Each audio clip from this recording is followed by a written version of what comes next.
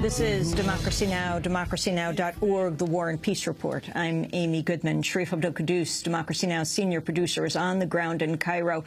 Sharif, I wanted to continue to discuss how your feelings as you flew into the country. You come from one of the most prominent families in Egypt. Your grandfather, one of the most famous writers, Sharif Abdel Kouddous. Your great-grandmother, Rose Al-Youssef, a magazine she founded, still exists today. And your uncle, you came in to Tahrir Square where you saw him being greeted by many. Describe the scene. Well, Amy, my uncle is Mohammed Abdel Kouddous. He's a leading opposition protester. He's now head of the Freedom Committee at the Press Syndicate, and he has ties to the Muslim Brotherhood himself. And, Amy, he's been protesting for years. There's been a growing movement here in Egypt of protests of people trying to voice their dissent, but they have been very harshly clamped down on.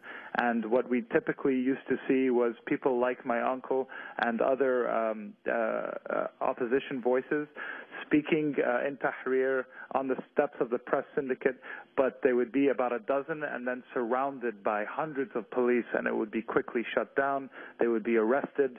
They would be driven out into the middle of the desert and left there without their wallet or phone to find their way back, which is a common tactic by the police.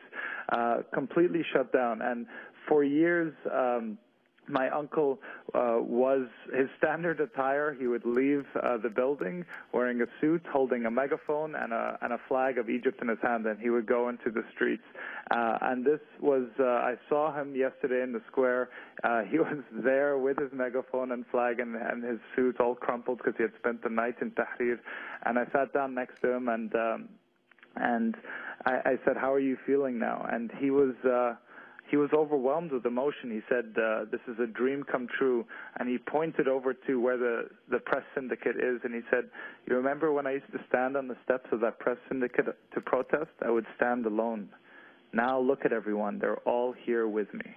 And he went on to say how this was not his uprising, it was not his revolt.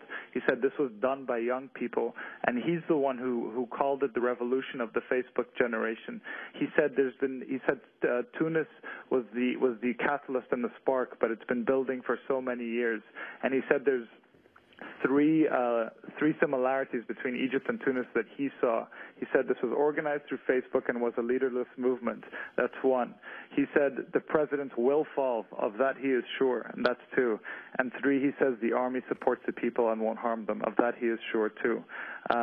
But it was a very moving scene being with him there. And the people in Tahrir, the people who came out to protest recognized him, his years of struggle alone. And as I was talking to him, dozens of people would come, shake his hand, kiss him hello, take pictures with him.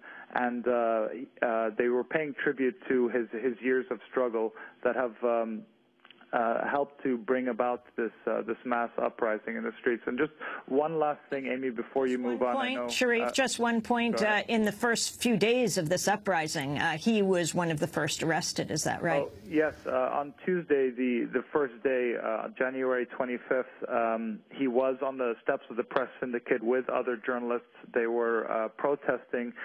He was arrested by 5 plainclothes police officers. There was a picture of him being dragged away that was circulated widely on the internet and on Facebook. He was held for several hours at a police station. When they realized who he was, they let him go. He refused to leave until other students, 20 other students that were arrested with him, were let go. And so he remained in the prison for about 6 more hours until the students were let go as well. He was also arrested again on Friday and driven out in that same tactic out into the desert. But he came back and one thing, Amy, I think there's been this fear of the police force and of the interior state security forces for so long. Regardless of what happens, if they come back in the streets, if they come back into power, I don't think the Egyptian people will ever fear them in the same way again, because they went to battle against them and they won. And I think they're the ones who will be afraid of the people now. Sharif Abdel Kouddous reporting from the ground in Cairo, Egypt.